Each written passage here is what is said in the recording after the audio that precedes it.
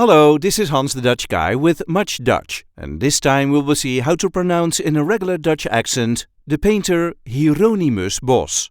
The correct pronunciation is Hieronymus Bosch. Hieronymus Bosch.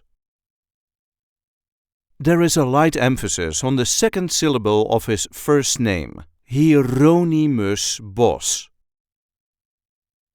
Hieronymus Bosch. Hieronymus Bosch. Hieronymus changed his first name from Jheronimus or Joen, the Middle Dutch version. Long after his death, the more modern Dutch name of Jeroen was adopted, but most people still call him Jheronimus. I hope this video was helpful. You can help us by liking it and by subscribing to our channel. We do have plenty of other content here, so be sure to check that out too. And if there are any words you need help pronouncing in Dutch, just let us know in the comments, and we will get that word on Much Dutch as soon as possible. Tot ziens!